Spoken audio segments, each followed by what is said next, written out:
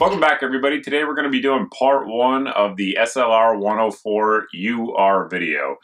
These have been out for a while now, so there's certainly nothing new.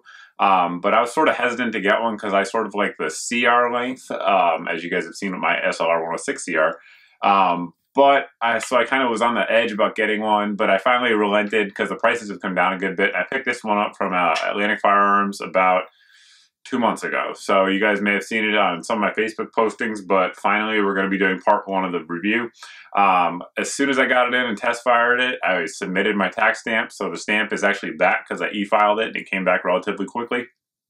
And so we're doing part one to show you how the rifle performs with the 16-inch barrel, which of course is stupid looking and designed to be cut off. So right now the gun is overgassed, and you probably can't tell from looking at it because most AKs are going to be overgassed and it throw brass really far away, as this one does. But I can tell you what, from shooting it and shooting a number of 74 variants over the years, the recoil on this one is much harsher, and you can actually see a slight amount of wear on the receiver where it shouldn't be from the bolt coming back so fast.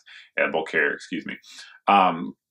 So I haven't shot all that many rounds through it in this configuration because from what I hear and what I expect, as soon as you chop the barrel down, the gas regulation goes back to normal AK-74 levels, which we expect it to do.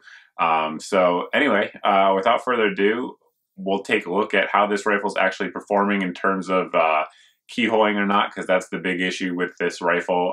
So we're going to set a baseline here with the 16-inch barrel and then come back, take a look at some of the details of the rifle, and then what you can expect coming up later in part two. One thing a lot of folks are concerned with here with the barrel once you chop it down is keyholing. So what I'm going to do here is just set a baseline. We got a target downrange at 50 meters, and we're going to put a few different rounds on it. I'm not going to go for groups. It's not what I'm doing here. I just want to show you a baseline of a rifle, hopefully not keyholing. We got some 7N6 in there now, and we have some other ammo as well we'll get to here in a second.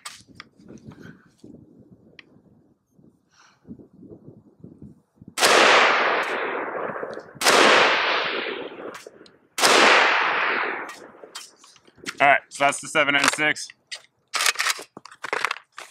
Next we have some Golden Tiger, which is pretty tough stuff to find these days.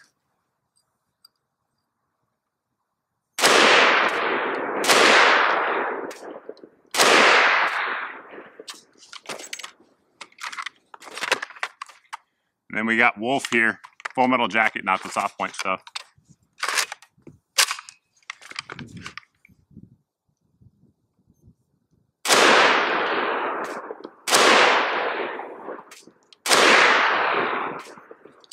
So through my optic here, I have the Primary Arms 2.5 magnified optic on there. I can see that we're not having any keyhole, as you guys can also see in your screen.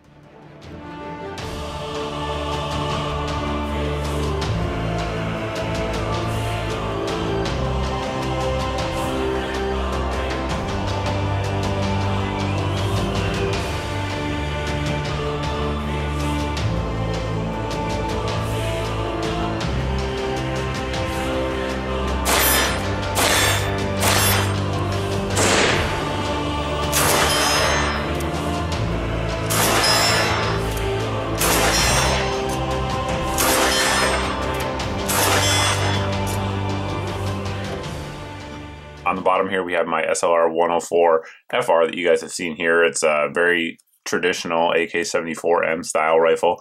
You can see here the gas block, obviously very different, and obviously the whole front sight setup and muzzle brake are totally different as well. Now moving back, the handguard setup is different as well. These are the traditional sort of crink, as we call them here in America, style handguards. These have the heat shield and everything, just like the full-size version does. They're just a little bit shrunk down there, and obviously your front sight and gas block combination up front. From there back, it's pretty much identical with the exception of the piston, which we'll show you here in a second. To pull that piston out is a little different on this rifle as well, because the top cover here is hinged, which is very common crink style setup there. And you have two different rear sight apertures, both for short and longer distances. Again, we'll get into all the details in part two. And just flip your top cover up on the hinge there and pull it out like you would any other AK variant. And you can see it's short and stubby there. And just to show you the difference there between that and your standard full-size one, that is the difference. It's quite a bit different, obviously, because the gas system is a totally different setup in terms of the length. those are some of the quick details on the rifle. We'll get into all the details in the full review, which is going to be part 2 of this rifle. But I just wanted to kind of show you it as it is, as it comes from the factory before we chop it up. And on that note, it should be chopped relatively soon because we've already got it engraved with the trust name. And like I said, the tax stamp is back. So I'm actually going to be chopping it, at least initially. I'm going to chop the barrel if I can. In terms of lighting and stuff like that, I'll get a video in on that.